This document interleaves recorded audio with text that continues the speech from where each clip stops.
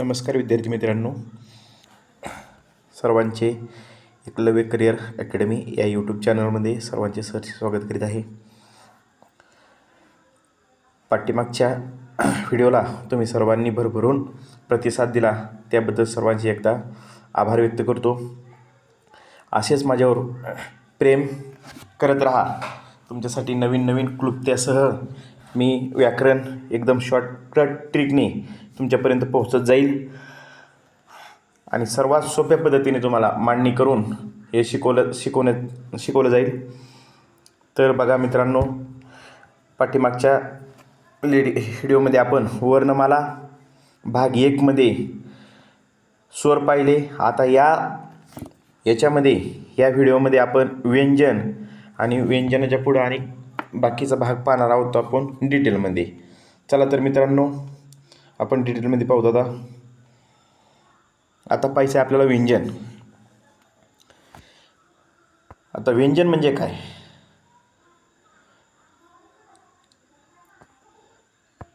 तर व्यंजन म्हणजे काय पाहण्याच्या अगोदर आपण व्यंजनामध्ये काय काय पाहणार आहोत हे अगोदर लक्षात आलं पाहिजे.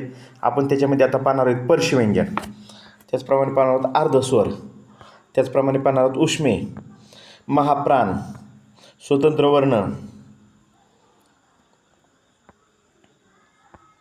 परत संयुक्त व्यंजन, परत पाहणार आहोत आपण कठोर व्यंजन, परत पाहणार आहोत आपण मृदू व्यंजन, परत अनुनासिक व्यंजन. आता बघा, आपल्याला प्रत्यक्षात पाहायचं आहे व्यंजन म्हणजे काय. तर बघा, मराठीमध्ये वर्णमालेमध्ये एकूण 34 व्यंजन आहेत. आता व्यंजनांचा उच्चार पूर्ण करण्यासाठी स्वरांचं आपल्याला सहाय्य घ्यावा लागतं. स्वरांचं सहाय्य घ्यावं लागतं तरच आपल्याला व्यंजन लिहिता येतं. बघा, व्यंजनांना स्वराचं सहाय्य घ्यावं लागतं म्हणून त्यांना परसवर्णसुद्धा म्हणून ओळखलं जातं. त्याचप्रमाणे व्यंजनाच्या शेवटी स्वर येतो म्हणून व्यंजनांना स्वरांत म्हणून सुद्धा ओळखलं जातं. तर बघा, इकडे लक्ष द्या. एकदम व्यंजन, ह्या व्यंजनामध्ये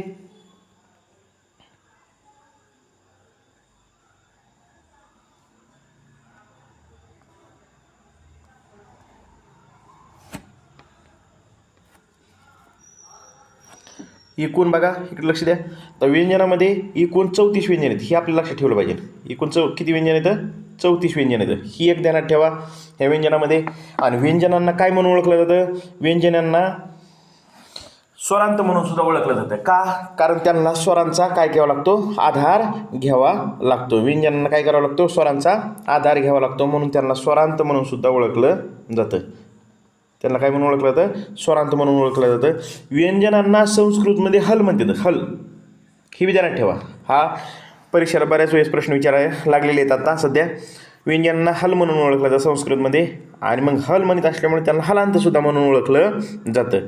परसवर्ण व्यंजनांना खालीलपैकी काय म्हणून ओळखलं जाते असा सुद्धा प्रश्न येतो. त्याच्यामध्ये ही विचारात ठेवा, व्यंजनांना परसवर्ण म्हणून सुद्धा ओळखलं जातं. अशा प्रकारे व्यंजनाबद्दल आपल्याला विशेष माहिती असणं गरजेचं आहे. व्यंजन एकूण किती येतं? 34 व्यंजन येतं. व्यंजनांचा उच्चार पूर्ण करण्यासाठी स्वराचा आधार घ्यावा लागतो. त्याचप्रमाणे म्हणून त्यांना काय म्हणत येतं? परसवर्ण असं म्हणून ओळखलं जातं.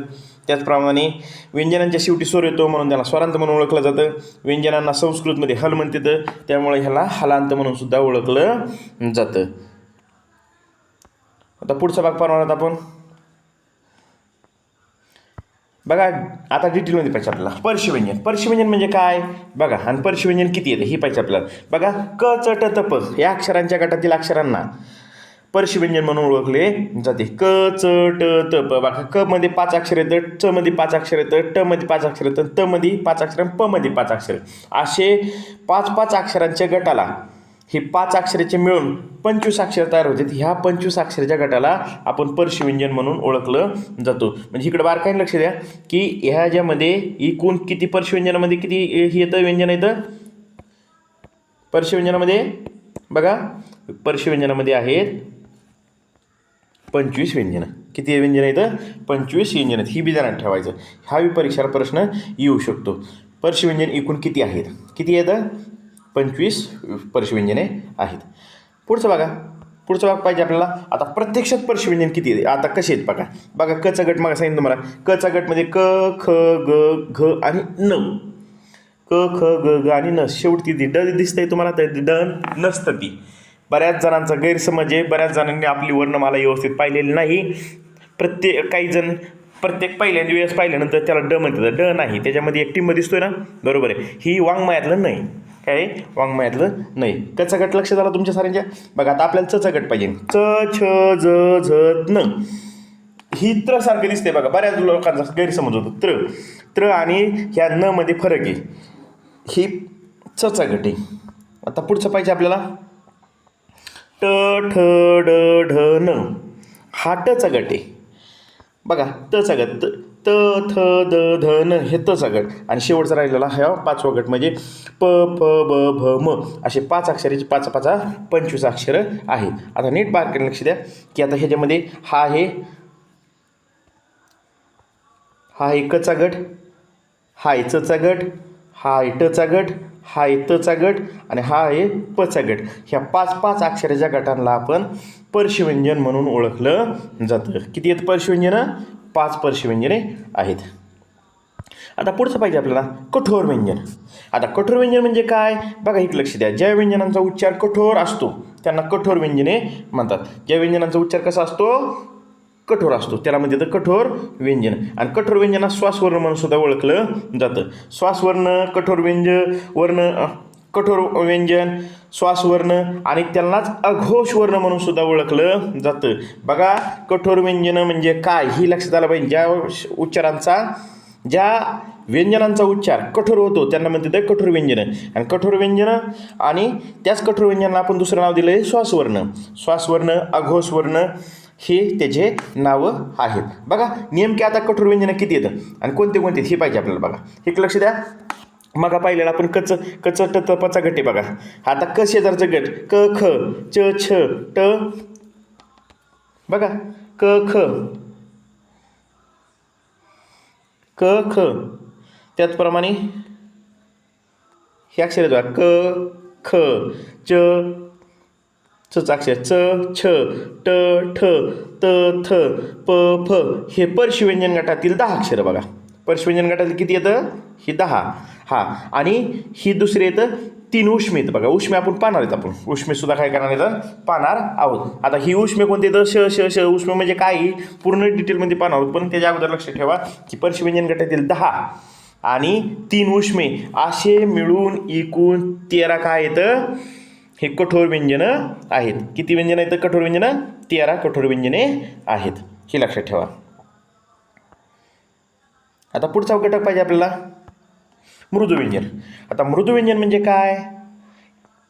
ज्या वर्णाचा उच्चार करणे सोपे असते त्याला म्हणते मृदुव्यंजन. आता मृदू व्यंजनालाच जसं कठोर व्यंजनाला नाव येतं वेगवेगळे, तसेच मृदुव्यंजनाला सुद्धा वेगवेगळे नाव येतं. मृदुव्यंजनाचे नाव सुद्धा काय येतं? घोषवर्ण आणि त्यालाच नादवर्ण म्हणून सुद्धा ओळखलं जातं. कोणचे त्यालाच काय म्हणून ओळखलं जातं? बघा मृदुव्यंजनालाच काय म्हणून ओळखलं जातं? घोषवर्ण आणि त्यालाच काय म्हणून ओळखलं जातं? नादवर्ण म्हणून ओळखलं जातं. असं ही बी ध्यानात ठेवायचं आवश्यकता आहे. बघा आता पुढचा घटक पाहिजे आपल्याला. बघा मृदुव्यंजन. आता पहिला आपण की मृदुवर्णाचा आपण काय म्हणून ओळखला जातो? घोषवर्ण आणि नादवर्ण. आता पुढचा घटक पाहिजे. आता एकदम महत्त्वाचं बघा, इकडे लक्ष द्या. आता तुम्हाला मागं सांगितले किती येतं? 13 वर्ण येतं. 10 पर्शव्यंजन गटातील आणि 3 उष्मे असे मिळून 13 कठोर वर्ण येतं. मग ही बाकीचे मृदुव्यंजन वर्ण किती? आता मृदुवर्ण म्हणजे बघा आता इकडे मृदुवर्णाची आकडा किती आहे? हा ही 13 सोडता बाकीचे सर्व काय येतं? मृदुवर्ण येतं. 13 सोडता किती येतं? मृदुवर्ण. ही लक्षात ठेवायचं. आता बघा एकदम महत्त्वाचं असेल की आता ही 13 सोडता व्यंजन बी उरलेली आणि स्वर ही उरलेली सर्व काय येतं? मृदुवर्ण आहेत. ही ध्यानात ठेवायचं. ओके हां चला आता पुढचा घटक पाहिजे आपल्याला अनुनासिक. अनुनासिक म्हणजे काय? बघा नाकातून उच्चार होणाऱ्या वर्णांना अनुनासिक म्हणजे. अनु म्हणजे नासिक म्हणजे नाकातून उच्चार होणाऱ्या वर्णांना काय म्हणून ओळखलं जातं? अनुनासिक म्हणून ओळखलं जातं. एकूण पर्शव्यंजन गटामध्येच अनुनासिक असतं, दुसरीकडे अनुनासिक नाहीत. ही बी लक्षात ठेवायचं. पर्शव्यंजन गटातलं ही वाङ्मयाचं, परत ही त्र सारखं दिसणारं न, परत न रे बाणाचा, न रे नळाचा आणि म रे मकाचा किंवा मगरीचा, अशा प्रकारे हे 5 वर्ण काय येतं? अनुनासिक आहेत. तुम्हाला परीक्षेला ही प्रश्न विचारत होतो, खालीलपैकी अनुनासिक कोणते नाही. बघा 3 अनुनासिक दिले जातात आणि दुसराच एखादा शब्द दिला जातात, न रे ज्ञानेश्वराचा असं टाकला जातो आणि तो काय असतो, अनुनासिक नसतो. ही बी लक्षात ठेवायचं. एकूण किती अनुनासिक येतं, एकूण 5 अनुनासिक येतं. किती येतं, 5 अनुनासिक आहेत. पुढचा घटक पाहिजे आपल्याला अर्धस्वर. बघा अर्धस्वर म्हणजे काय ही पाहिजे आपल्याला आणि किती अर्धस्वर आहेत ही म्हणून पाहिजे. एकूण मराठीमध्ये बघा आपल्या ह्या वर्णमालेमध्ये एकूण 4 अर्धस्वर आहेत. पण अर्धस्वर म्हणजे काय, ज्या व्यंजनांचा उच्चार करता वेळी अर्ध्या स्वरांचा उच्चार होतो त्यांना अर्धस्वर म्हणतात. बघा अर्धस्वर, स्वर जरी नाव असलं याच्यामध्ये, स्वर जरी नाव वाटत असलं तुम्हाला तरी हे प्रत्यक्षात स्वर नाहीत, हे काय येतं, व्यंजन येतं. त्यांचं नावच फक्त काय आहे, अर्धस्वर आहे. अर्धस्वर लक्षात आलं. फक्त ह्यांचा उच्चार काय होतोय बघा, अर्ध्या स्वरासारखा होतोय, त्यामुळे ह्याला म्हणतात अर्धस्वर. उच्चार अर्ध्या स्वरासारखा होतोय म्हणून ह्याला काय म्हणतात, अर्धस्वर म्हणतात. बघा पुढचं पाहिजे, एकूण किती येतं अर्धस्वर, मग 4 अर्धस्वर येतं. कोणते कोणते बघा, एक लक्ष द्या. ये रे गायचा उच्चार बघा, ई रे इजारीसारखा इमारतीसारखा होतोय बघा, अर्धा उच्चार. ये रे गायमध्ये इरे इमारतीसारखं होतोय बघा ई याच्यामध्ये उच्चार, ये रे गायच्यामध्ये उच्चार काय होतोय, अर्धा ह्या ई सारखा होतोय म्हणून ह्याला म्हणतात अर्धस्वर. लक्षात येते का. ओके. आता पुढचं बघा, र रे रवीचा आहे बघा, रू रे ऋषीचा हे स्वर आहे, ऋषीचा काय आहे, स्वर आहे आणि र काय आहे, हे व्यंजन आहे. परंतु ह्या र मध्ये ह्या रूचा काय होतोय, अर्धा उच्चार होतोय, त्यामुळे ह्याला म्हणतात अर्धस्वर. कळालं, हे अर्धस्वर येतं. याचा उच्चार काय होतोय, अर्धा स्वरासारखा होतोय म्हणून ह्याला म्हणतात अर्धस्वर. आता पुढचं अक्षर आहे ल मध्ये लू, क्लुप्तीचं लू आहे ना, ह्या लूचा काय होतोय, अर्धा उच्चार होतोय, त्यामुळे ह्याला काय म्हणतात अर्धस्वर म्हणतात. बघा ह्या लू मध्ये या लूचा अर्धा उच्चार होतोय म्हणून ह्याला म्हणतात अर्धस्वर. आणि शेवटचं पाहिजे आपल्याला व मध्ये उ या अक्षराचा काय होतोय, अर्धा उच्चार होतोय. ह्या व मध्ये काय होतोय, अर्ध्या उचा अक्षर उच्चार होतोय म्हणून ह्याला म्हणतात. बघा पुढं पाहिजे आपल्याला उष्मे. आता उष्मे किती येतं, 3. उष्मे म्हणजे काय बघा, उष्मे श म्हणता कितीच आपली जिभेचा इतर अवयवाशी काय होतोय, घर्षण होते आणि घर्षण होऊन काय होते, उष्णता निर्माण होते. बघा श स श या व्यंजनांचा उच्चार करता वेळी काय होते, जीभ आपल्या इतर अवयवांना तोंडामध्ये काय होते, घर्षण होते, त्यामुळे काय होते, उष्णता निर्माण होते, त्यामुळे ह्याला म्हणतात उष्मे. एकूण किती येतं, उष्मे एकूण 3 येतं. बघा उष्मेमध्ये श आणि श हे अशा प्रकारचे एकूण 3 उष्मे आहेत.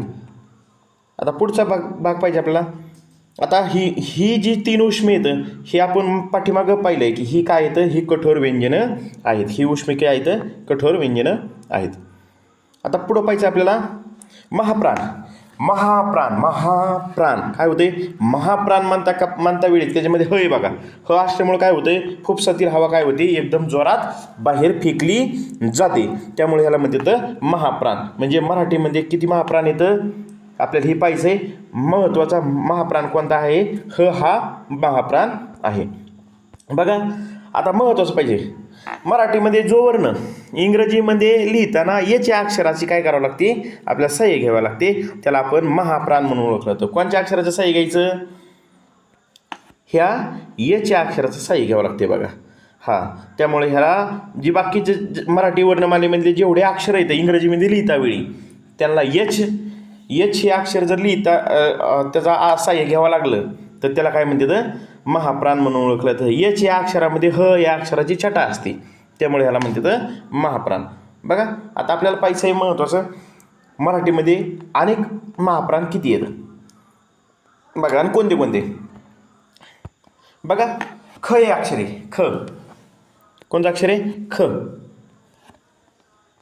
आता ख या अक्षरासाठी काय वापरलंय, के एच वापरलंय. एच आलं के एच, त्यामुळे ह्याला म्हणतात महाप्राण ख. बघा परत जी एच कोणतं आहे, जी एचसाठी काय, घसाठी काय वापरलंय, जी एच वापरलाय.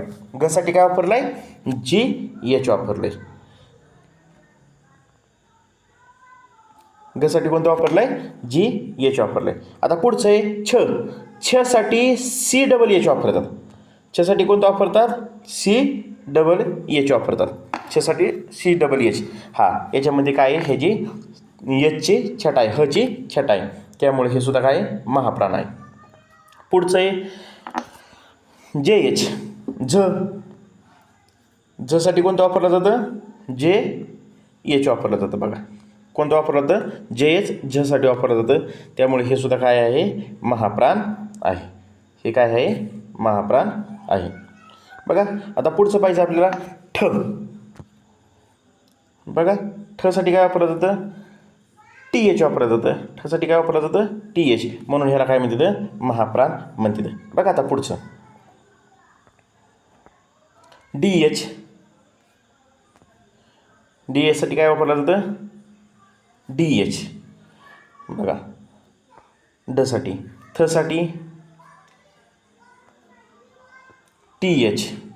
थसाठी TH. परत धसाठी DH. फसाठी PH. भसाठी BH. बघा असे ती 10 परशुव्यंजन गटातील किती येतं?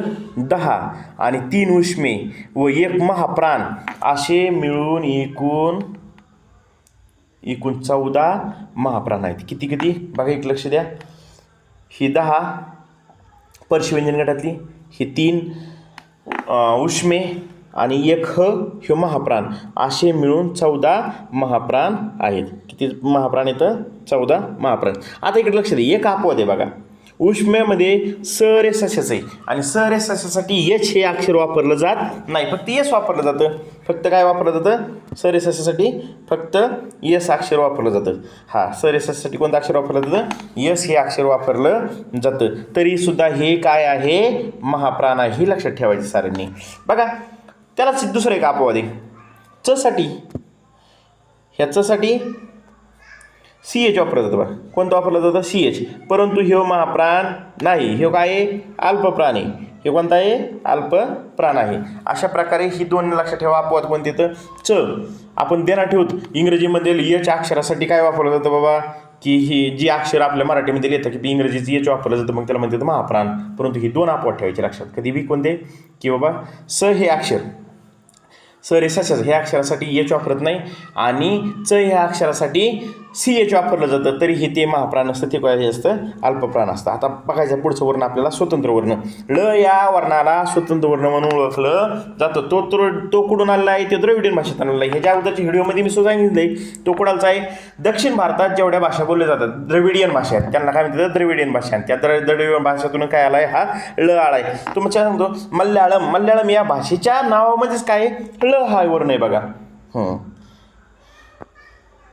पुढचं पाहिजे आता संयुक्त व्यंजन. हा ळ वर लक्षात ठेवा की ळ वर सुद्धा बऱ्याच वेळेस परीक्षेमध्ये प्रश्न विचारला आहे. संयुक्त व्यंजन म्हणजे काय? 2 किंवा 3 व्यंजन एकत्र येऊन जो नवीन व्यंजन तयार होतो ना, त्याला आपण संयुक्त व्यंजन म्हणतो. किती व्यंजनं पाहिजे? तर 2 किंवा 3. 2 येऊ शकतात आणि 3 येऊ शकतात. बघा कोणते? आता ही श अक्षर आहे. बघा कोणतं अक्षर आहे? ही श अक्षर आहे.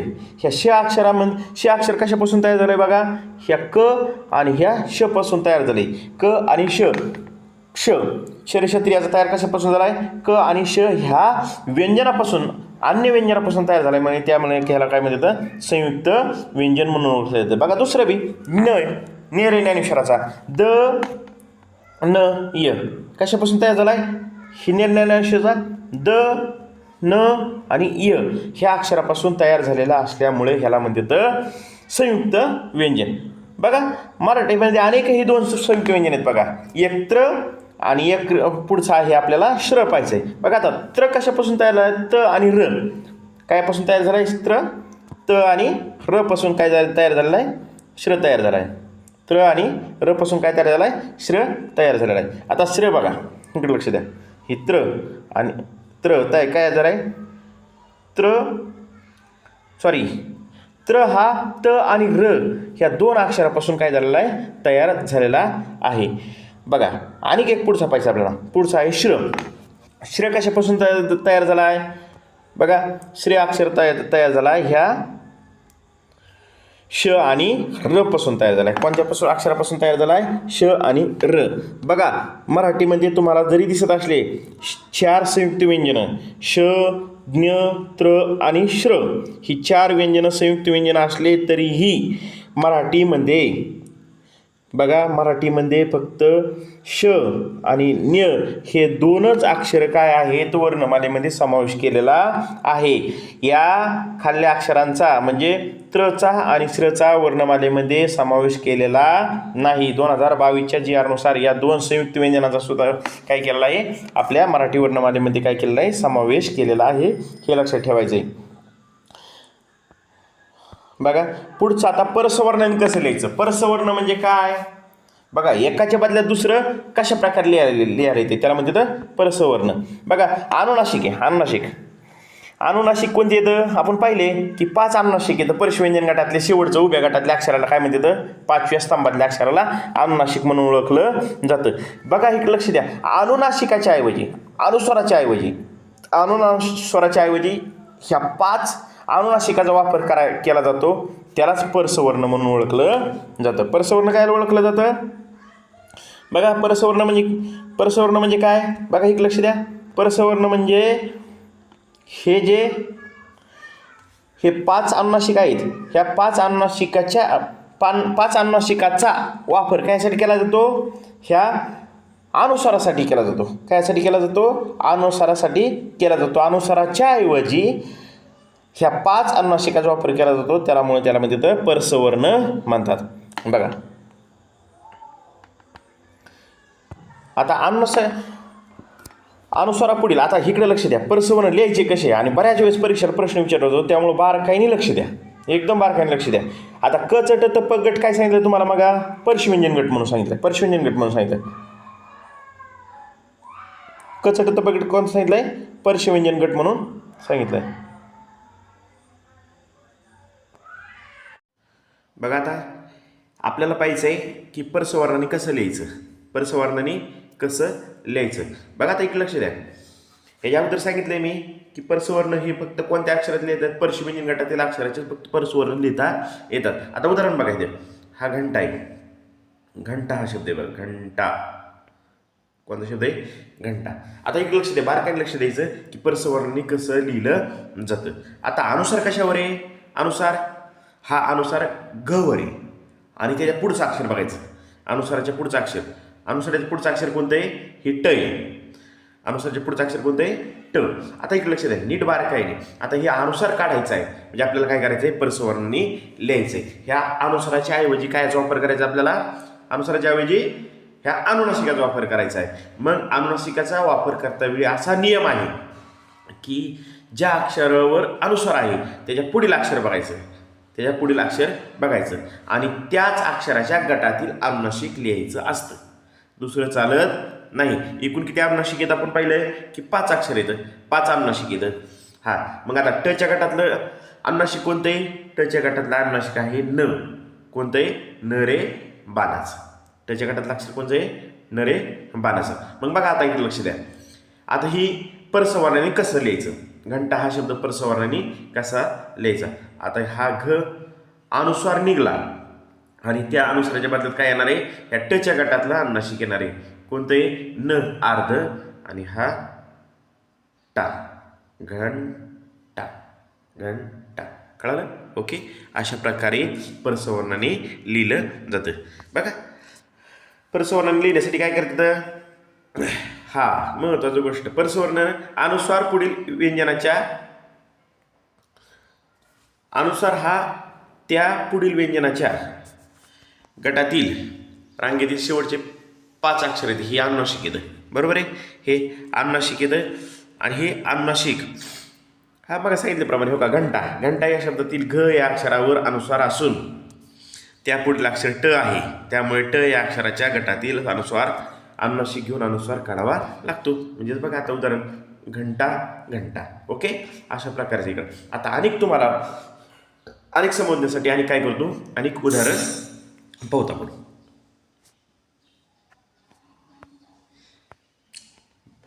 त्या उदाहरण पाहण्याच्या अगोदर महत्त्वाची गोष्ट पाहिजे की कोणत्या गटातील कोणतं अनुनासिक आहे, कोणत्या गटातील कोणतं अनुनासिक आहे. बघा ह्या दाखवल्याप्रमाणे आता ह्या क ख ग घ म्हणजे हे अनुस्वाराच्या अगोदर, अनुस्वाराच्या नंतर जर क ख ग घ हे अक्षर आले तर त्या अनुस्वाराच्या ऐवजी काय लिहिलं जातं, ही न लिहिलेलं न रे वाङ्मयाचा. लक्षात आलं. हा आता पुढचं बघा च छ ज झ अनुस्वाराच्या नंतर च छ ज म्हणजे च च्या गटातील अक्षर असेल तर ते अनुस्वार काढायचा आणि त्याच्याबद्दल काय लिहायचं, अनुस्वार काढून काय करायचं, त्याबद्दल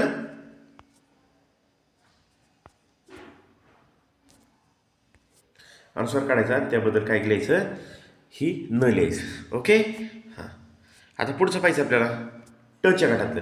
आता मग सांगितल्याप्रमाणे बघा घवर अनुस्वार होता, अनुस्वार कुठं होता, घवर, आणि त्याच्या पुढं अक्षर कोणतं होतं, ही ट, आणि टच्याबद्दल आपण कोणतं लिहिलं बघा, ही न लिहिलं होतं. कोणतं लिहिलं होतं, ही न लिहिलं होतं. लक्षात आलं. अशा प्रकारचं असतं. पुढचं पाहिजे त थ द ध या अनुस्वाराच्या नंतर जर हे अक्षर आले तर त्याच्याबद्दल न लिहायचं असतं. आणि उदाहरण पाहणार होतं आपण प फ ब भ याच्यानंतर जर अनुस्वाराच्या नंतर जर प फ ब भ या 4 अक्षरापैकी जर अक्षर आलं तर त्याच गटातील अनुनासिक कोणतं आहे, त्याच गटातील अनुनासिक हा म आहे. कोणता आहे, म आहे. अशा प्रकारे आपल्याला काय करायचं आहे, अपरस्वराने लिहायचं असतं. बघा इकडे लक्ष द्या, ह्या स्पर्श गटातील व्यंजनाच्या व्यतिरिक्त अन्य कोणत्याही अक्षराला अनुस्वाराच्या बदल्यात परस्वराने लिहिता येत नाही. परस्वराने लिहिता येत नाही. एकदम काळजीपूर्वक लक्ष द्यायचं आहे. ओके.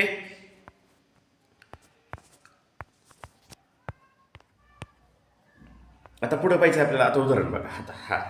आता बघा उदाहरणामध्ये काय सांगितलंय, उदाहरण गंगा हा शब्द आहे, गंगा. हा अनुस्वाराच्या पुढचं कोणतं अक्षर आहे रे, अनुस्वाराच्या पुढचं अक्षर नीट बारकाईने लक्ष द्या, गा आहे. अनुस्वाराच्या पुढचं अक्षर कोणतं आहे, गा. हा मग आता इकडे लक्ष द्या, हे अनुस्वार निघून जाईल आणि ह्या अनुस्वाराच्या बद्दल काय येईल, ह्या पुढच्या अक्षराच्या गटातील, ह्या गाच्या गटातील काय येईल, अनुनासिक येईल. मग गाच्या गटातील अनुनासिक कोणता आलाय, हा न आलाय, न. कळालं, लक्षात आलं का. ओके. पुढचं उदाहरण आहे चंचल. आता ही बघा, इकडे लक्ष द्या, अनुस्वार कशावर आलाय, अनुस्वार आलाय हा चवर, बरोबर. हा ह्या चच्या पुढचं अक्षर कोणतं आहे, परत चच आहे. चच्या पुढचं अक्षर कोणतं आहे, च आहे. हा आता काय येणार आहे, ह्या चच्या बद्दल, ह्या अनुनासिकाच्या बद्दल काय येणार आहे, ह्या चच्या गटातील अक्षर येणार आहे. ह्या चच्या गटातील आता अनुस्वार गेला. आता अनुस्वार गेल्यानंतर अनुस्वाराच्या बदल्यात कोणतं अक्षर आलं, ही ह्या चच्या गटातील ही न अक्षर आलं आहे. ओके. अशा प्रकारे परस्वराने लिहिता येतं. आता बघा संत, तच्या गटातलं अक्षर कोणतं पाहिलं होतं आपण, तच्या गटातलं अक्षर आता स वर अनुस्वार आहे आणि पुढचं अक्षर कोणतं आहे, तय. पुढचं अक्षर कोणतं आहे, ही तय. आणि ह्या तच्या गटातलं आपल्याला काय करायचं आहे, अनुनासिक पाहिजे. तच्या गटातलं अनुनासिक कोणतं आहे, ही नय, न रे नराचं. म्हणजे ही अनुस्वार गेला आणि त्याच्याबद्दल अनुनासिक आलं. अनुस्वार गेला आणि त्याच्याबद्दल अनुनासिक आले. आता बघा शिंदे हा शब्द आहे. हे शिंदे ही काय, अनुस्वाराच्या अगोदर कोणतं आहे, अनुस्वाराच्या नंतर कोणतं अक्षर आहे, बघा अनुस्वाराच्या नंतर अक्षर आहे द. कोणतं अक्षर आहे, द. हा आणि आता काय होणार, ह्या दच्याच गटातलं आपल्याला काय करायचं आहे, अनुनासिक पाहिजे. दच्या गटातलं अनुनासिक कोणतं आहे, ही न रे नळाचं. ही काय, न रे नळाचं. म्हणजे अनुस्वार गेला आणि अनुस्वाराच्या बद्दल अनुनासिक आलं, ह्याला म्हणते तर परसवर्ण. ह्याला काय म्हणते, परसवर्ण. बंब, बघा बंब. आता ह्याच्यामध्ये बंबमध्ये बच्या पुढचं अक्षर कोणतं आहे, अनुस्वाराच्या पुढचं अक्षर बचे.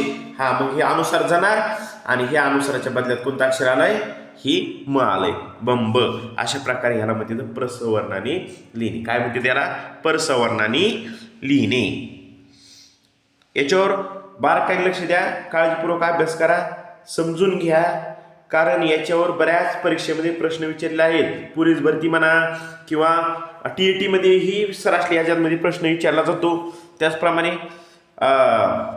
शालेय शिष्यवृत्ती आता सर्व ह्या सर्व शालेय शिष्यवृत्तीमध्ये एक का होईना प्रश्न याच्यावर 100% विचारला जातोय. बघा आता महत्वाचं काय हा मग सांगितलं तुम्हाला महत्वाचं काय य र ल व काय येतं अर्धस्वर आहेत आणि ह्या अर्धस्वरापूर्वी ह्या अर्धस्वरापूर्वी म्हणजे य र ल व पूर्वी जर अनुस्वार आला तर त्याच्याबद्दल परसवर्ण लिहिता येत नाही. त्याच्याबद्दल परसवर्ण लिहिता येत नाही. त्याच्या फक्त काय करावं लागतो शीर्षबिंदू द्यावा लागतो. काय करावा लागतो शीर्षबिंदू द्यावा लागतो. बघा एक लक्ष द्या. मग आता उदाहरण काय आहे शीर्षबिंदू द्यायचं बघा एक लक्ष द्या. उदाहरण सांगतो तुम्हाला याच्यावर ही बऱ्याच वेळेस प्रश्न आलेला आहे. अपवादावर जास्त प्रमाणात प्रश्न येत असतो ही बी लक्षात ठेवायचं. बघा एक लक्ष द्या.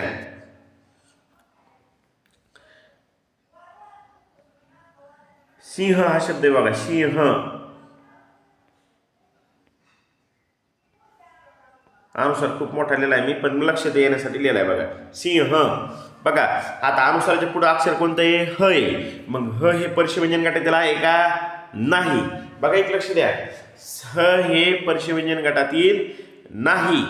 बघा त्यामुळं याला परसवर्णाने लिहिता येणार नाही. हे आहे असंच फक्त काय करायचं याचा शीर्षबिंदू द्यायचा म्हणजे अनुस्वार द्यायचा. बघा काही लेखकांनी पूर्वीच्या सिंह हा शब्द परसवर्णाने असा लिहिलाय बघा कोणता कसा सिंह. सिंह हा शब्द होत नाही परंतु थोडासा त्याचा उच्चार होतोय बघा. कशाचा वचा काय होतोय थोडासा उच्चार ह्या अनुस्वारासारखं होतोय.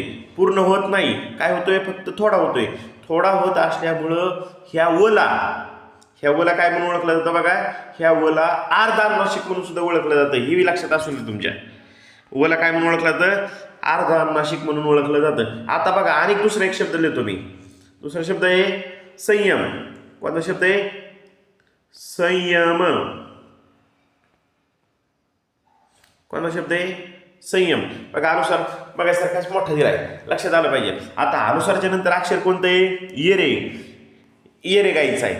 येरे गायचा हा परस्वव्यंजन गटातील आहे का नाही. परस्वव्यंजन गटातील नसल्यामुळे काय करायचं याच्याबद्दल अनुस्वार अनुनासिक नाहीच कारण याच्याबद्दल अनुनासिकच नाही फक्त 5च अनुनासिक आहेत. ही फक्त परस्वव्यंजन गटातील. मग काय करायचं याच्याबद्दल काय करायचं फक्त काय करायचं शीर्षबिंदू द्यायचा. परंतु याच्यातही उदाहरणात बघा याच्यामध्ये सुद्धा काही लेखकांनी पूर्वीचं संयम हा शब्द परसवर्णाने असा लिहिला होता बघा. कसा बघा संयम कसा लिहिला जातो संयम. बघा असाही उच्चार वाटतोय परंतु परफेक्ट उच्चार वाटतोय का नाही. अर्धा उच्चार वाटतोय बरोबर आहे अर्धा उच्चार संयम. बघा एक लक्ष द्या हा संयम म्हणजे मगा सांगितलेलं व आणि हे खाली सांगितलेलं य हे दोन्ही स्वर व्यंजन हे काय करते अर्धानुनासिकाचं काम करते. ती काय करते अर्धानुनासिकाचं काम करत असते. त्यामुळे ही लक्षात ठेवायचं बघा. ओके आता पुढचं पाहिजे आपल्याला. आता वर्णांचे उच्चारस्थाने सर्वात महत्वाचा घटक आपल्याला पाहिजे. का कोणता पाहिजे आहे वर्णांचे उच्चारस्थाने. बघा एक लक्ष द्या वर्णांचे एकूण 10 उच्चारस्थाने आहेत. वर्णांचा उच्चार हा तोंडावाटे निघतो आणि तोंडावाटे निघत असताना विशिष्ट अवयवाचा त्या वर्णापुरता जास्त भर दिला जातो. त्यामुळे त्याला त्या अवयवामधून ज्या अवयवामधून जास्त उपयोग केला जातो त्याच अवयवाचं काय दिलेलं आहे नाव दिलेलं आहे. बघा मग नाव कोणतं दिलं बघा एक लक्ष द्या. मग सांगितल्याप्रमाणे वर्णाचे किती उच्चारस्थान आहेत वर्णांचे 10 उच्चारस्थान आहेत. किती आहेत 10 उच्चार स्थानं आहेत. आणि तोंडातल्या विशिष्ट घटकापासून ज्याच्यावर ही होतो म्हणून त्याला काय म्हणून ओळखलं जातं त्याच्यावर जास्त भर दिला जातो. त्याचं उच्चार स्थान तिथं निश्चित केलं जातं. बघा एक लक्ष द्या. आता कोणतं आहे बघा एक लक्ष द्या. आता कंठे म्हणजे काय आपल्याला कंठ असतो ना कंठ आहे का नाही. आपल्याला काय असतो कंठ असतो आहे का नाही. प्रत्येकाला कंठ असतो का नसतो. कधी कंठ फुटतो आपला कंठ फुटत सुरुवातीलाच रडायला लागल्यानंतर आहे का नाही. जलावल्यानंतर रडले की कंठ फुटला म्हणायचं आहे का नाही. लक्षात आलं ओके.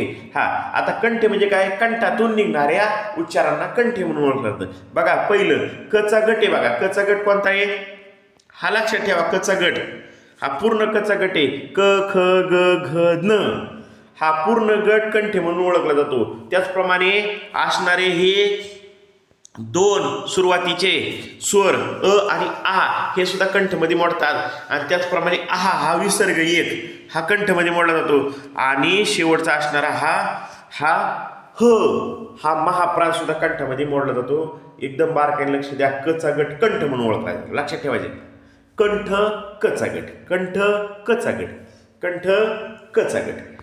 ओके. हा आता पुढचा पाहिजे आपल्याला तालव्य. तालव्य म्हणजे काय? टाळूतून उच्चार निघणारे शब्द. टाळू माहिती ना? हा टाळूतून उच्चार निघणारे शब्द म्हणजे काय असते तर तालव्य असते. म्हणजे चचा गट आहे ना, च छ ज ज बघा उच्चार कुठून निघतोय? टाळूतून निघतोय. त्यामुळं या गटांना काय म्हणून ओळखलं जातं? तालव्य म्हणून ओळखलं जातं. क्रमवारी श्रेणी बघा, मी मांडणीची एकदम व्यवस्थित केलेली आहे की कच्या नंतर च येतो, मग ते कोणत्या गटात मोडतो? इकडं तालव्य गटात मोडतो. त्यामुळं लक्षात ठेवायची ह्या गोष्टीसाठी मी याची मांडणी एकदम व्यवस्थित केली. आणि परत ह्या स्वराची सुद्धा मांडणी बघा, अ आ नंतर इ ई येतो, म्हणजे हे कशामध्ये आहे? तालव्यमध्ये. बघा आता एक लक्ष द्या, उष्म्यातला एक आला बघा, एकदा लक्ष द्या. उष्म्यातला कोणता आला? एक ह्याच्यामध्ये आला, ही ध्यानात ठेवा. उष्म्यातला एक श आला, हा श कशात आहे? तालव्यामध्ये. आणि आणखी एक आला कशातला? आर्ध स्वरामधला ये आला. बघा क्रमगत कशी येते ती बघा, ही बी ध्यानात ठेवा. पहिल्यांदा सुरुवातीला श आलाय, कशातला? हे हो तालव्यामध्ये. शरे शामृगाचा हा तालव्यामध्ये आलाय उष्म्यातला, आणि येरेगाईचा हा आर्ध स्वरामधला अशा प्रकारे आलाय. एक महाप्राण वरतीच आला ख मध्ये, ही बी ध्यानात ठेवा.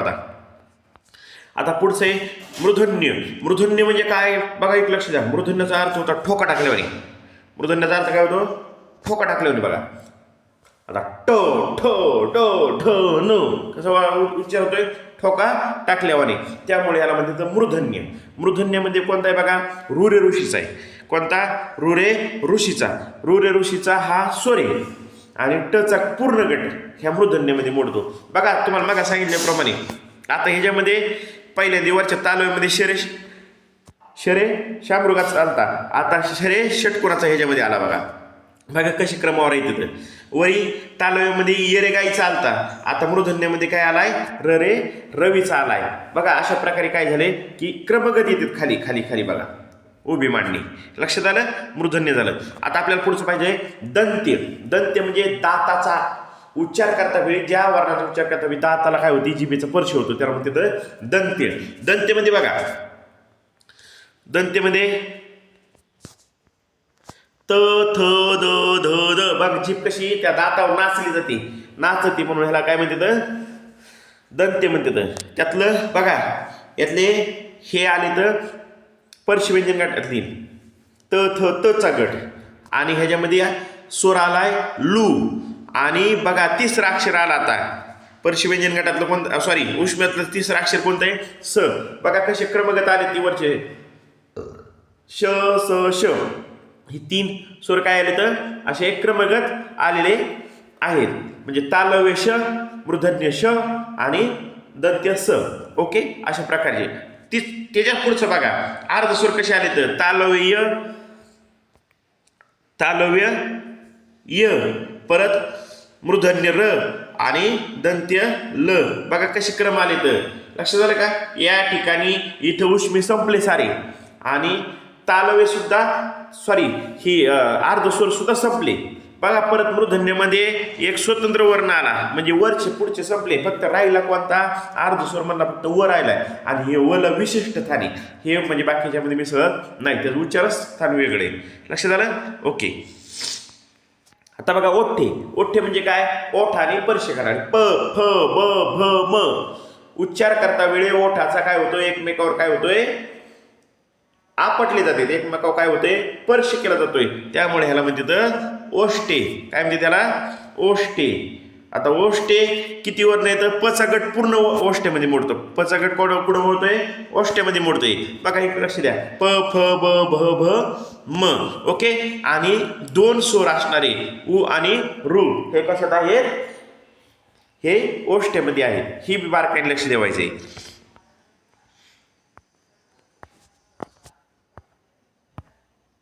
आता पुढचं पाहिजे आपल्याला कंठ ओष्टे. बघा आता एक लक्ष द्या, जवळजवळ आता काही थोडकेच काय झाले तर व्यंजन शिल्लक राहिले तर, नाही तर व्यंजन जवळजवळ संपलेत आले. आता कंठओष्ठे, कंठओष्ठेमध्ये कोणते आहेत बघा. कंठओष्ठेमध्ये ह्या कंठओष्ठेमध्ये आहेत ओ आणि औ. ओ आणि औ. बघा कंठ म्हणजे कंठ आणि ओठ, ओठाचं काय होतंय चंबू होतोय बघा. ओ औ. आणि उच्चार कशातून निघतोय, कंठातून निघतोय. आणि अ इंग्रजीतून आलेला स्वर म्हणजे कोणता आहे, अ. हे एवढे स्वर काय ह्यात मोडतात आपल्याला, ह्याच्यामध्ये कंठओष्ठेमध्ये मोडतात. लक्षात आलं. ओके. आता पुढचं बघा, कंठ तालव्य. कंठ आणि टाळू यांचा उच्चार करता कंठ आणि टाळू ह्या दोन अवयवांचा एकत्रित उच्चार होतो, म्हणून काय म्हणतो याचा काय होतं उपयोग होतो, म्हणून ह्याला म्हणतात कंठ तालव्य. बघा कंठ तालव्यामध्ये बघा, कंठ तालव्यामध्ये ए आणि ऐ बघा उच्चार कुठं होते, ए ऐ. टाळू आणि कंठ याचा मध्ये उच्चार होते. आणि इंग्रजीतून आलेला कोणता आहे, इंग्रजीतून आलेला हा या. ह्या असे एवढे काय कशात मोडतात, कंठ तालव्यामध्ये मोडतात. पुढचा पाहिजे दंतओष्ठे. मग सांगितल्याप्रमाणे तुम्हाला अर्ध स्वरामधला फक्त एकच असा आहे वर्ण आहे की तो कशात मोडतोय, दंतओष्ठेमध्ये मोडतोय. कशामध्ये मोडतोय, दंतओष्ठेमध्ये. आणि याचं सेपरेट स्वतंत्र काय त्याचं उच्चारस्थान आहे. बघा लक्षात आलं का. ओके. तो कोणता वर्ण आहे, दंतओष्ठे. हे ध्यानात ठेवायचा. फक्त अर्ध स्वरामधला फक्त एवढा आहे. बघा इतकी जबरदस्त मांडणी मी ह्याच्यामध्ये केलेली आहे की सर्वांच्या एकदम अगदी लक्षात राहील अशा स्वरूपाची. कुणीकडे एकूणकडे मांडणी केलेली नाही, त्यामुळं बारकाईने ह्याचा अभ्यास करायचा आहे. आणि आता शेवटचा एक वर्ण आहे म्हणजे नासिक्य. नासिक्य म्हणजे काय, नाकातून उच्चार आहे.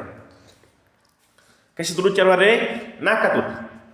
नाकातून आ फक्त कायचा, अनुस्वाराचा म्हणजेच अंगठी. काय उच्चार होतोय, अंगठी. बघा अ म्हणजे याला म्हणते अनुनासिक. फक्त नासिक्य म्हणला, सॉरी अनुनासिक नाही म्हणजे त्याला नासिक्य उच्चारस्थान त्याचं काय आहे, नासिक्य आहे. आणि एकमेव त्यातला ही काय आहे, हा ॲ आहे. अशा प्रकारे उच्चारस्थान संपले. आणि आणखी एक उच्चारस्थान राहिले बघा, कोणतं बघा, एक लक्ष द्या. तालव्य आणि दंत तालव्य. ह्यातलं तालव्य पाहिलं आपण, दंत तालव्य पाहिलं नाही. ह्या दंत तालव्यामध्ये सुद्धा काय येतं, हेच तालव्यातले अक्षर येतं, फक्त स्वर नाहीत, फक्त व्यंजन येतं. कोणते कोणते, च छ ज झ हे काय येतं, व्यंजन येतं. आणि ही व्यंजन आपल्याला काय करायची तर, हीच व्यंजन ह्याचं तालव्य. बघा एक लक्ष, तालव्यामध्ये 30 आणि दंत तालव्यामध्ये 30. मग नेमके आलेले तालव्य आहेत का दंत तालव्य, आपल्याला विचारले तालव्य आहेत का दंत तालव्य, हे कसं काय लक्षात येणार. हा ते ओळखण्यासाठी एकदम सोपी आणि सर्वात एकदम मस्त ट्रिक सांगणार तुम्हाला. फक्त बारकाईने लक्ष द्यायचं तुम्ही. फक्त काय करायचं, फक्त बारकाईने लक्ष द्यायचं. तालव्य कशाला म्हणायचं बघा, शब्द तालव्य म्हणजे काय शब्द.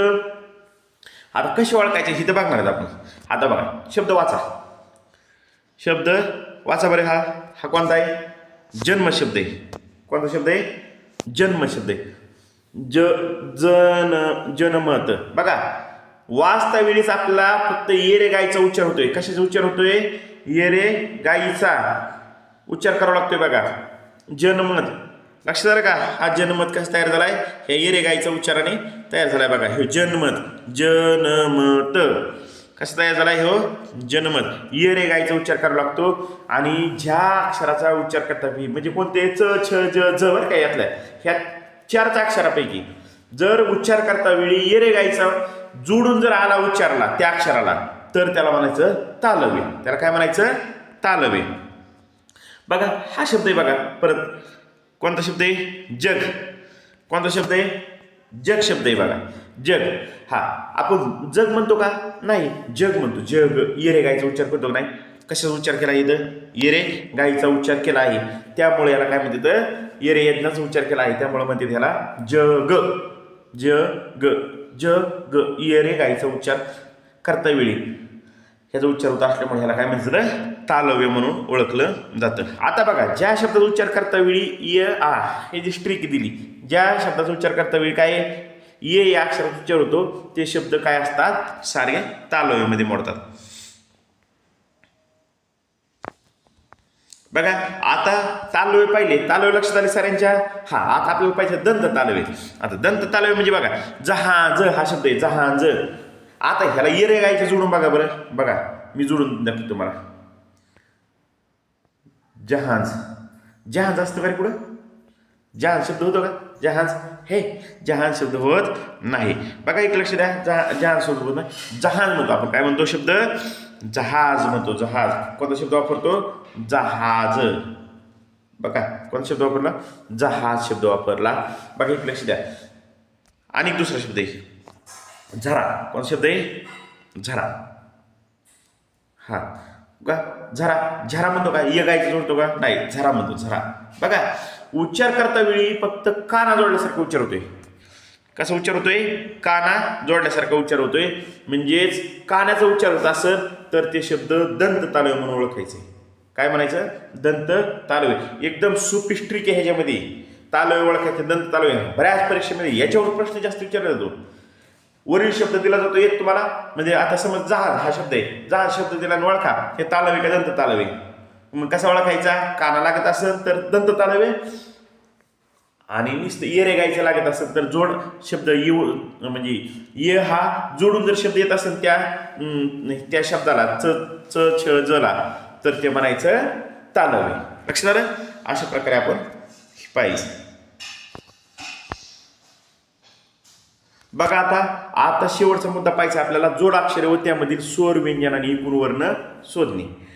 याच्यावर सुद्धा भरपूर वेळेस प्रश्न विचारायला लागले, तर त्यामुळं बारकाईने लक्ष द्या. हा सतत घटक एकदम अतिशय महत्वाचा आहे. कोणता? बघा एक लक्ष द्या. हा जोडाक्षरे आणि त्यातील काय ओळखायचे? स्वर ओळखायचे, व्यंजन ओळखायचे, आणि एकूण किती वर्ण आहेत ती ओळखायचं. काय ओळखायचं? एकूण वर्ण किती आहेत ते ओळखायचं. हे आपल्याला आता पाहिजे. बघा आता एक लक्ष द्या. हा कृष्णाष्टमी शब्द आहे. कोणता शब्द आहे? बघा कृष्णाष्टमी शब्द आहे. कृष्णाष्टमी. हा, आणि या शब्दामध्ये प्रश्न, ह्या कृष्णाष्टमी या शब्दावर बऱ्याच वेळेस प्रश्न विचारलाय. बघा कृष्णाष्टमी शब्द हा, याच्यामध्ये व्यंजन किती, हा असे प्रश्न विचारतात. पण आपल्याला यात व्यंजन किती, स्वर किती आणि एकूण वर्ण म्हणजे मूलध्वनी किती, ही सारच आपल्याला ह्याच्यामध्ये डिटेलमध्ये पाहिजे. बघा आता मग काय करायचं? ह्याची फोड करायची. हे शब्द कसं तयार झाला? बघा क झाला, त्याला रू, खालून जो रफार दिसतो ना तुम्हाला, तो रू ऋषीचा असतो, तो र नसतो बरं का. हे स्वर नाही, हा व्यंजन नाही, हे स्वर आहे. बघा शार्द. ओके, श आर्ध आहे ही. बघा श आर्ध आहे. श कसं आहे? ही आर्ध शे. परत ही न. बघा ही सारे ह्यातले अक्षर काय असते? तर अर्धे अर्धे असते. का नाही म्हणून आला. श परत अर्ध आहे. परत ट सुद्धा अर्ध आहे, कारण त्यातला आपण काय काढलाय? हा अ बाजूला काढलाय. आणि हा काय झालं? परत घेतलं ही म, परत म, आणि मला काय? वेलांटी. बघा मोजा बरं अक्षर मोजा. किती अक्षर आले? बघा एक लक्ष द्या. 1 2 3 4 5 6 7 8 9 आणि 10. मूलध्वनी किती आले? सारे 10 आले. किती आले? 10 आले. आता आपल्याला ह्यातले फक्त काय पाहिजे? तर आपल्याला ह्यातले फक्त व्यंजन पाहिजे. मग व्यंजन पहिले एक क, परत श, परत ही न, परत ही श, परत ही ट, परत ही म. बघा कोणते कोणते येतं? क, श, न, श, ट आणि म. हे काय येतं? एकूण व्यंजन आहेत. हे काय येतं? एकूण व्यंजन. मग किती झाले? 1 2 3 4 5 आणि 6. किती व्यंजन आहेत सारे? आता मूलध्वनी किती येतं? 10, आणि स्वर किती आहेत? 4, आणि व्यंजन किती येतं? 6. लक्षात आलं? हा, याच्यावर बऱ्याच वेळेस प्रश्न विचारला. ह्या कृष्णाष्टमीवरच लक्षात ठेवा. हा, मी जेवढे 3 उदाहरणं दिलेत ना, आता ह्या 3 उदाहरणावर प्रश्न विचारले जातात. ओके. हा, पुढचं बघा आता एक लक्ष द्या. आता राष्ट्रपती हा शब्द आहे. राष्ट्रपतीची फोड करायची आपल्याला. आता कशी करायची बघा, एक लक्ष द्या. राष्ट्रपती मोजा बरं अक्षर. आपण केली खाली फोड. इथं अक्षर मोजा. 1 2 3 4 5 6 7 8 9 आणि 10. याच्यात किती येतं अक्षर? 10 अक्षर येतं. परंतु इकडे लक्ष द्या, यातले फक्त आपल्याला काय पाहिजे? तर व्यंजन पाहिजे. आता व्यंजन बघा, त्यातलं र ही व्यंजन आहे, परत श व्यंजन आहे, परत ट व्यंजन आहे, परत ही र व्यंजन आहे, परत प व्यंजन आहे, आणि ही त व्यंजन आहे. एवढेच व्यंजन आहेत. म्हणजे किती येते? 1 2 3 4 5 आणि 6 व्यंजन येतं. लक्षात आलं? हा, मूळ स्वर किती येतं? मूलध्वनी 10, परत स्वर किती येतं? 4. आणि महत्वाचे विचारतात आपल्याला, फक्त विचारतात काय माहिती आहे का आता परीक्षेला? फक्त विचारतात आपल्याला ह्या ह्याच्यामध्ये एकूण व्यंजनं किती व्यंजनं आहेत? 6 व्यंजनं आहेत, ही बी लक्षात ठेवा. आणि शेवटचा प्रश्न आहे, हा बऱ्याच परीक्षेला प्रश्न विचारला आहे बघा. लक्ष्मीनारायण हा शब्द आहे बघा. बघा आता ह्याचा विग्रह कसा करायचा आहे, ह्या लक्ष्मीनारायण शब्दाचा विग्रह बघा असा केला आहे विग्रह. माझं अक्षर किती येतं बघा? 1 2 3 4 5 6 7 8 9 10 11 12 13 आणि 14 अक्षर आहेत याच्यामध्ये लक्ष्मीनारायण या शब्दामध्ये. आणि त्यातले फक्त आपल्याला शोधायचे काय? फक्त व्यंजन. कारण परीक्षेला फक्त काय विचारतात? व्यंजन विचारतात. पहिलं ल एक व्यंजन आहे, परत क आहे, परत श आहे, परत म आहे, ओके, परत न, परत र, परत काय य न. बघा 1 2 3 4 5 6 7 आणि 8 याच्यामध्ये किती एकूण व्यंजन किती येतं? 8 व्यंजनं आहेत. मूलध्वनी किती आहेत मागं मोजले आपण? 14. बघा स्वर किती येतं? 6 आणि व्यंजन किती येतं? 8. म्हणजे आपल्याला विचारतात काय? व्यंजन. आणि ही व्यंजन आपल्याला लक्षात आलं पाहिजे. व्यंजन किती येतं? 8 व्यंजनं आहेत. ओके, अशा प्रकारे हे वर्णमाला प्रकरण संपलं. या वर्णमाला प्रकरणामध्ये आपण भाग 2 मध्ये व्यंजन पाहिले, व्यंजनाचे वेगवेगळे प्रकार पाहिले, त्याचप्रमाणे व्यंजनाचं आपण विश्लेषण केलं, त्याचप्रमाणे आपण परसवर्णाने कसं लिहायचं हे बघितलं, त्याचप्रमाणे दिलेल्या अक्षरातून आपण काय केलं की त्यातले आपण व्यंजन कसे ओळखायचे हे सुद्धा पाहिलं. अशा प्रकारे भाग 2 हे प्रकरण संपलं. पहिल्या भागाला तुम्ही खूप रिस्पॉन्स दिला, खूप प्रतिसाद दिला आणि खूप मला सबस्क्राईब मिळाले. मला अपेक्षेपेक्षाही जास्त प्रतिसाद तुमच्याकडून मिळाला आहे आणि असाच प्रतिसाद तुम्ही देत राहा.